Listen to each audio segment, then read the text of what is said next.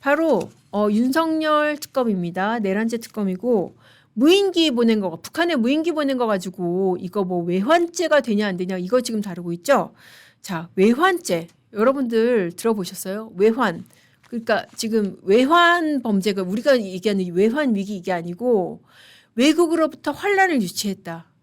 이게 상정하기 어려운 개념인데 형법 92조에 있습니다. 외국과 통모하여 대한민국에 대하여 전단을 열게 하거나 외국인과 통모하여 대한민국에 항적한 자. 자, 여러분 이 중에서 이해할 수 있는 개념이 얼마나 되세요? 통모, 이것도 뭔 말인지 싶죠? 전단.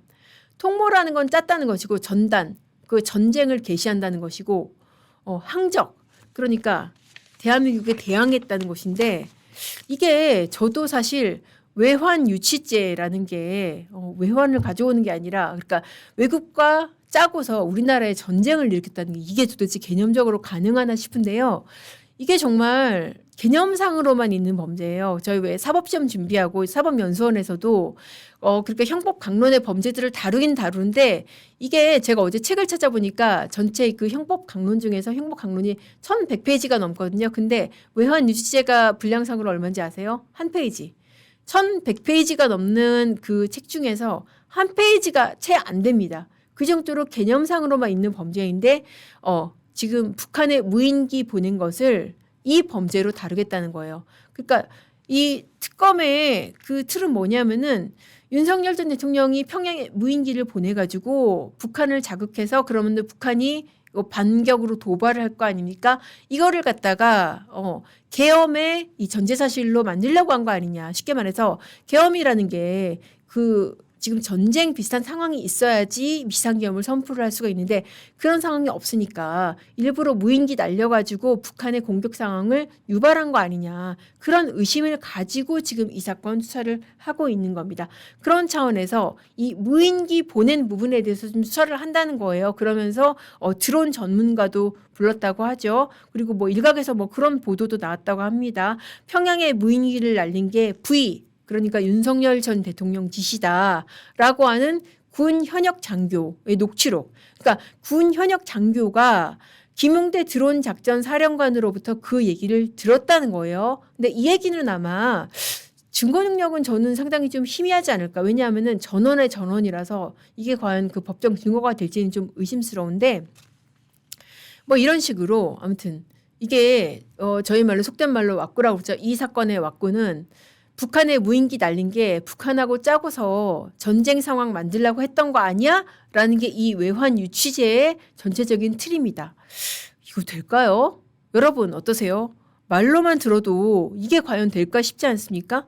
자, 김상춘님 말씀하셨는데 이북에서 드론 날라오는 건 괜찮냐? 사실 뭐 드론 뭐 날리는 거 우리가 보진 않았지만 드론 아니더라도 그러면은 오물풍선 여러 차례 날라왔잖아요. 그럼 그거는 뭐 문제 안 되냐? 맞습니다. 그럼 문제 제기할 수 있고 또 지금 김은영님 말씀대로 외환죄 이거 진짜 문제 안 될 수가 없죠.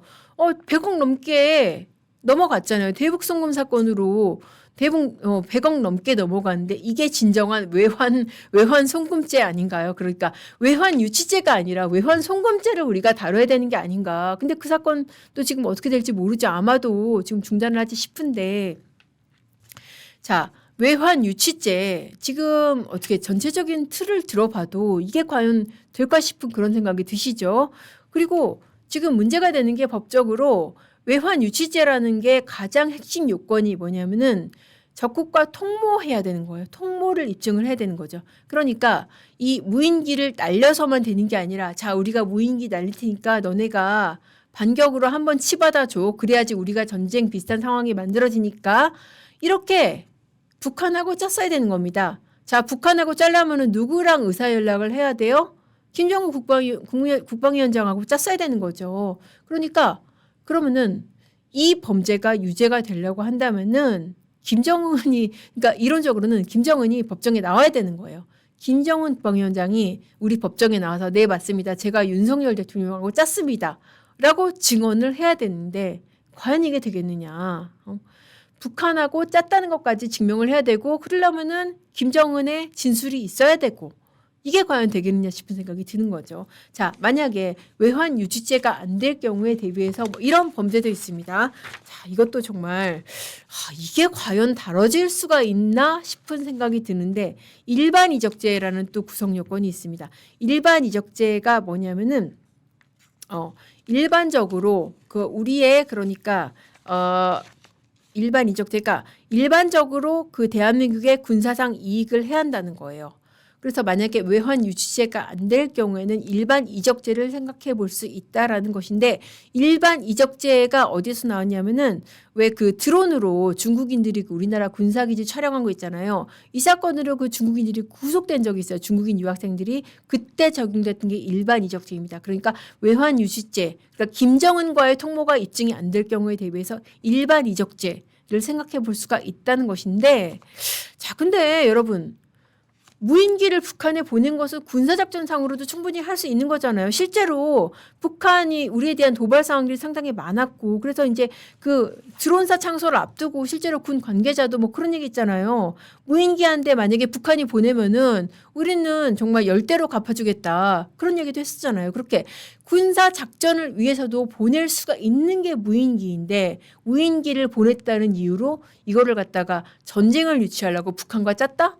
이게 과연 될까? 저는 굉장히 의심스럽고 실제로 법조계에서도 이게 과연 될까? 김정은 우리 법정에 나와야 되나?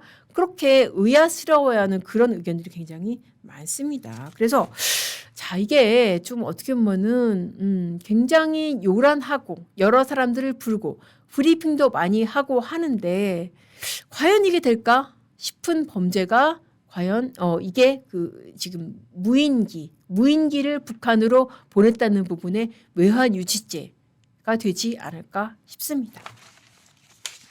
자, 또 하나의 사건 이것도 조금 안 다뤄볼 수가 없어서 본격적으로 이제 압수수색도 하고 시작이 됐다고 그래서 이거를 조금 다뤄봐야 될 것 같은데요. 바로 뭐냐면은 김건희 특검입니다. 김건희 특검의 3부 토건 압수수색부터 어제부터 이제 본격적으로 수사를 시작을 했다고 하죠.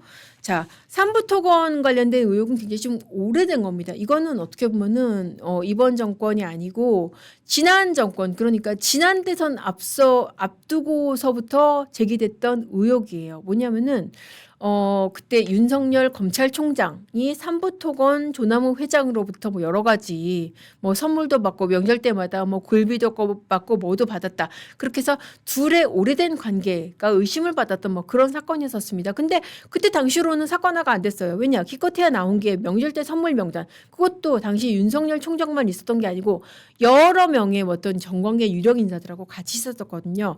근데 이번에 문제가 됐던 것은 그 멋쟁이병 단톡방에서 나왔던 3부 체크하고 그 부분이 이제 문제가 됐었습니다. 자, 구체적으로 작년 7월에 이 사람이 이게 지금 김건희 특검을 비롯해서 여러 사건의 이제 핵심 인물로 지금 떠오르고 있죠. 이종호 전 그 블랙펄 인베스트먼트 대표, 이 사람이 해병대 출신 인사들하고 만든 멋쟁 해병이라는 그 단톡방이 있습니다. 여기에서 이제 그런 얘기 있었죠. 2023년 5월 14일 날 이 사람이 그 관계자 중에 하나한테 3부 내일 체크하고 여기서 3부가 그 3부인지 뭔지 아직은 모릅니다. 어쨌든 3부 내일 체크하고 라는 말이 있었고 그리고 이제 시기적으로 뭐가 있었냐? 5월 16일 그러니까 그로부터 이틀 뒤에 그 윤석열 대통령 부부가 젤렌스키 부인이죠. 젤렌스키 대통령 부인 젤렌스카 여사를 접견을 했습니다. 우크라이나를 가서. 그리고 다음 날 정부가 대외협력 기금을 활용해서 우크라이나 재건 지원 약속을 하고 그리고 5월 22일 날 원희룡 장관이 3부 토건 관계자와 함께 폴란드에서 열린 우크라이나 글로벌 재건 포럼에 참석을 했다. 그러니까 이게 얼개가 뭐냐면은 쉽게 말해서 이 대통령의 대외 행사하고 이 지금 3부의 주가 조작하고 지금 연관된 거 아니냐. 그러니까 대통령 부부가 우크라이나 가가지고 이렇게 재건 사업을 약속을 하고 그 사이에 지금 이종호 씨가 3부 내일 체크하고 이런 식으로 의사 연락을 하면서 3부 주가를 띄운 거 아니냐 그거예요. 그리고 여러 가지 뭐 쓸데없는 MOU를 체결을 하면서 3부 주가를 지금 얼마로 띄웠냐면은 원래 1,000원대였다가 5,500원까지 5배로 띄운 배경에 이런 주가 조작 움직임이 있었던 것이 아닌가라는 것입니다. 자, 3부 내일 체크하고 지금 이 발언하고 3부의 주가 조작하고 지금 어떻게 연결이 될 수 있을지 그 부분이 이제 지금 의혹의 핵심이 되겠죠. 한번 수사를 해볼 만할 사건이긴 합니다. 그러니까 삼부토건 그 주가 조작의 얼개가 우크라이나 건설사 뭐 이런 데하고 이제 양해각서. 사실 주가 조작에 가장 많이 활용되는 그런 기업의 행위 중에 하나가 양해각서입니다. 양해각서라는 게 별게 아니에요. 우리 잘해보자 그거 아니에요. 그거를 반복해서 체결을 하면서 그 사이에 주가는 붕 뜨고 별 실체 없이 주가는 붕 뜨고 그렇게 해서 이제 주가 조작이 됐다는 게 지금 그 삼부토건 주가 조작 사건의 얼개입니다. 지금은 이제 거래 정지돼 있죠. 자, 이 과정에서 김건희 여사가 이 주가 조작에 관여를 하고 그 김건희 여사와 삼부토건의 이 매개가 됐던 게 이종호 씨가 아니냐라는 게 지금 의혹의 지금 얼개인 거고요. 그런데 이게 여러 가지 단계를 넘어야 돼. 굉장히 넘어야 될 단계가 지금 많습니다. 3부 내일 체크하고 지금 그거 하나 드러났잖아요. 그러면은 3부 내일 체크하고 실제로 체크를 했는지 그리고 이 사람이 실제로 작전 매도를 했는지 그게 드러나야 되고요. 그리고 그 과정에 김건희 여사랑 연락을 했는지 여러 가지 지금 빈 구석이 있습니다. 자, 이 사건이 제2의 도이치 사건이라고 하는데 사실 도이치 사건만 해도 아직까지 지금 뭐 김건희 여사 뭐 기소는 안 됐지만은 여러 가지 지금 빈 구석들 있잖아요. 이 도이치 사건은 그나마 어떻게 보면은 굉장히 조금 의혹하고 좀 가깝게 여러 가지가 증명이 돼 있고 고리가 있는 사건입니다. 왜냐하면은 실제로 김건희 여사 계좌가 쓰였고 지금 통정 매매 그러니까 작전 매매로 의심되는 거래가 있었고 체결됐죠? 라고 하는 김건희 여사의 육성이 있었고 그렇기 때문에 이 사건은 특검이 아마 기소를 하고 재판에서 어떻게 날지 모르겠지만은 재판으로 넘어갈 수가 있는 사건인데 삼부토건 주가 조작 같은 경우에는 아직까지는 멋쟁이의 병 단톡방에서 3부 내일 체크하고 이 발언만 있고 또 삼부토건의 주가가 실제로 붕 떴고 그리고 그 사이에 윤석열 전 대통령 부부가 우크라이나 재건 사업을 약속을 했고 지금 그런 드문드문 그러니까 드문드문 마디가 있고 이 마디를 연결하는 어떤 그 연골이나 조직은 아직 지금 없는 상태거든요. 그래서 앞으로 수사가 좀 이루어져야 될 부분이고 채워져야 될 빈 구석이 굉장히 많습니다. 왜 주가 조작이라는 게 그 주식 거래만 있어서 안 되고 주식 거래가 의심스러운 양태여야 되고 이 주가 조작을 하려는 서로 간의 의사 연락이 있어야 되고 이런 것들이 입증이 돼야 되는 거 아니에요. 그런데 도이치 사건 같은 경우에도 여러 가지 의심스러운 장면들이 있지만 아직 깔끔하게 입증은 안 된 상태인데 이 삼부토건 같은 경우에는 딱 나온 게 단톡방에 3부 내일 체크 그리고 뭐 윤석열, 김건희 대통령 부부의 대통령 내외의 그런 그 공식적인 일정 그리고 3부가 주가가 올랐다는 거 그 정도만 지금 나와 있는 상황입니다. 자, 그렇게 해서 지금 삼부토건 주가 조작 사건 같은 경우에는 아직까지 수사기관이 한 번도 손을 안 댄 사건이에요. 그렇기 때문에 왜 저희가 이제 현장에서 느끼기로는 제일 시끄러운 게 제일 브리핑 많이 하고 제일 많이 나서는 게 바로 내란 특검 그러니까 윤석열 특검인데 저는 이 내란 특검이 굉장히 좀 마음이 급한 것 같아요. 왜냐하면은 김건희 특검이 본격적으로 활동이 시작되면은 기자들도 내란 특검 거의 잘 안 쳐다볼 거거든요. 그동안 내란 같은 경우에는 사실 12월 3일 그날 하루 있었던 게 다잖아요. 그리고 관련자들 다 기소돼 있고 윤석열 전 대통령도 기소돼 있고 또 이제 뭐 장성들도 다 기소가 돼 있기 때문에 사실 더 나올 게 북한에 무인기 보낸 게 이게 외환 유치죄야? 그러니까 좀 어떻게 뭐 어처구니 없는 좀 머릿속 뇌피셜 같은 그런 범죄밖에 없단 말이에요. 근데 김건희 특검은 어떻습니까? 아직까지 수사가 안 됐기 때문에 나올 게 뭐 실제로 이제 그 중에서 범죄로 성립된 게 얼마나 될지 모르겠지만은 나올 게 굉장히 많아요. 그래서 기자들도 야 이거는 뭐 김건희 여사 압수수색, 김건희 여사 소환 나오면은 아우 저 내란 특검 안 쳐다보겠다. 이제 그런 예상들이 굉장히 많습니다. 자. 그렇게 해서 지금 주가 조작 사건이 있고 아마 동시다발적으로 여러 사건들에 대한 수사가 이루어질 것으로 예상이 됩니다. 그중에 하나가 건진. 어떻게 보면은 주가 조작 사건보다 가시적으로 아마 언론 보도 많이 되고 정말 취재 경쟁이 많이 이루어질 사건이 건진 사건이에요. 왜냐하면 여기 현물이 있잖아요. 현물이 물론 확보된 것은 아니지만은 현물, 그러니까 가방이라든지 신발이라든지 이런 것들을 사갖고 바꿔갔다는 이런 증거는 확보가 돼 있기 때문에 그 사건의 수사가 훨씬 더 조금 그 가시적으로 많이 드러나지 않을까 싶습니다. 가장 최근에 지금 보도가 나온 게 그거죠. 신데렐라 수사. 이 신발은 김건희 여사의 신발일까 아닐까. 그러니까 신발 신어보고 신발 사이즈에 비춰서 이게 김건희 여사 신발일까 아닐까? 그걸 가리는 수사를 두고 이제 신데렐라 수사라고 하는데 뭐냐면은 2022년 4월하고 7일 지금 그 윤모 통일교 본부장 한테서 이제 이 건진이 1,000만 원대 샤넬백 2개를 받았다는 거 아니에요? 근데 이거를 바꿨다는 거잖아요. 1,000만 원대 샤넬백 2개를 추가금을 내고 신발 하나하고 그리고 가방 3개로 바꿨다는 겁니다. 이 바꿔간 사람이 누구냐? 바로 김건희 여사의 최측근 유경옥 씨. 당시 이제 행정관이었죠. 유경옥 씨가 바꿔갔다는 것입니다. 코바나 할 때부터 계속 같이 일을 해왔었으니까 거의 최측근이죠.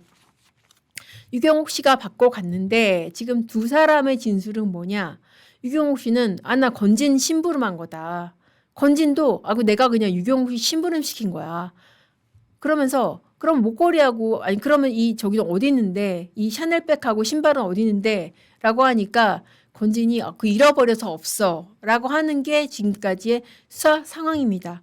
근데 사실 이게 좀 이해가 안 가긴 하죠. 아니 한낱 지금 건진의 심부름을 지금 대통령실 행정관 그것도 여사의 최측근이 했다는 게 좀 말이 안 되죠. 그리고 만약에 제가 여사 입장이라고 한다면은 내 최측근이 내 허락을 받지 않고 나한테 보고도 안 하고 이런 심부름을 한다? 이거는 사실 이건 최측근이 아니라 이건 잘라야 되는 거죠. 그래서 이거는 두 사람은 지금 사실 말을 맞추고 있는 상황인데 진상은 규명이 돼야 될 것으로 보입니다. 왜냐하면은 객관적으로 샤넬에서 이 바꿔간 흔적들은 다 확보가 됐잖아요. 그리고 이제 이 신발까지도 바꿔간 흔적이 확보가 됐고 신발이라든지 이런 그 핸드백의 현물은 아직 확보가 안 됐지만은 이것도 아마 지금 특검이 나서면은 결국은 어떻게 보면 시간 문제라는 생각이 들고 사실 이거는 그냥 단순한 선물이 아니라 이 과정에서 통일교가 바라는 그런 여러 가지 지원 사업이라든지 해외 지원 사업 이런 청탁이 오갔다는 그런 의혹이 있는 사건이기 때문에 저는 이거는 뭐 좌우를 떠나서 분명히 진상이 규명이 돼야 될 사건이라고 봅니다. 자, 이렇게 봤을 때 또 신데렐라 수사라고 아까 제가 말씀드렸던 그거예요. 이 신발이 그러니까 최근에 나온 보도는 신발이 크기가 나온 거죠. 250이라는 거죠. 신발 크기가 250이다. 그러면은 이 신발의 주인이 김건희 여사여야만 하는 거 아니에요? 이 특검의 지금 구도에 따르면은 김건희 여사 신발 사이즈가 250인가? 250이면은 여자치고는 발이 좀 큰 편이에요. 저도 사실 발이 작은 편이 아닌데 제가 240이거든요. 250이면 발이 좀 큰 겁니다. 그래서 김건희 여사가 키도 좀 크니까 그 여자치고는 발이 조금 크다라고 그렇게 알려져 있어서 그럼 이거 김건희 여사 신발 아니야? 라고 지금 검찰이 특검이 의심을 하고 있는 그런 상황이어서 이거를 뭐 수사 과정에서 이거 어떻게 하려나 모르겠어요. 이거를 갖다가 뭐 정말 신겨보는 식으로 뭐 그렇게 할 일은 없을 것 같고 아마도 현물을 찾아서 김건희 여사 소환조사에서 이 신발 맞느냐 뭐 이런 식으로 확인하게 되는 그런 상황이 아닐까 그런 예상이 되는데 베스탄이 김정숙 아니야? 김정숙 그런다고 사실 김정숙 씨를 불러가지고 이 신발을 신겨 볼 수가 있을까요? 그러니까 이게 사실 저는 그런 생각이 들어요. 그러니까 이런 보도 제가 이렇게 다뤄드릴 때마다 그러면 김정숙은 왜 수사 안 하는데 그런 의문 제기하시는 분들 많은데 이게 정말 저도 안타까운데 김정숙 씨와 관련된 수사는 완전히 봉인이 돼버렸어요. 왜냐? 이거를 대통령 기록물로 다 막아버렸기 때문에 지금 그쪽에 관련된 기록물이나 이런 거는 꺼낼 수도 없는 상황이라니까요. 근데 이 김건희 여사 관련된 거는 왜 안 막혔냐? 계엄을 했잖아요. 비상계엄을 했기 때문에 그냥 느닷없이 정권이 바뀌었고 이렇게 대통령 기록물도 봉인할 시간도 없이 지금 모든 증거물들이 다 노출이 되고 특검이 시작되면서 모든 증거물과 모든 관련자들이 지금 노출이 된 그런 상황인 거예요. 근데 사실 이게 노출이 이런 상황이 아니더라도 이런 청탁이 의심되는 상황에서 이런 뭐 지금 대통령실 주변 관계자들이 이런 비정상적인 고가의 선물을 주고받고 뭐 교환해 갔다 이 진상은 규명될 필요가 있다고 보입니다. 아니 뭐 이쪽에서는 이쪽이 받으면은 뭐 뇌물이고 우리가 받은 건 선물이고 그건 아니잖아요. 그러니까 우리가 저쪽에 내로남불을 비판하는 만큼 이거는 이쪽 진영에서도 분명히 규명해야 될 진상은 규명해야 된다고 보입니다. 물론 지금 세실리아님 말씀대로 발이 250 되는 사람이 하나는 아니죠. 그러니까 여러 가지 정황 중에 하나일 뿐인데 어쨌든 저는 이거는 뭐 특검에서도 분명히 진상이 규명이 돼야 될 그런 사안이라고 보입니다. 짚고 넘어가야 될 부분은 분명히 짚고 넘어가야 되고요. 오늘 그 오전에 이제 조선일보에 이제 박은주 에디터님 그 쓰신 그 칼럼이 굉장히 화제가 되는데 보수의 사인이 김건희인가? 사인 그러니까 사망한 원인이 김건희인가? 이 부분에 대해서는 불편하지만은 분명히 짚고 넘어가야 될 그런 진실이라고 보입니다.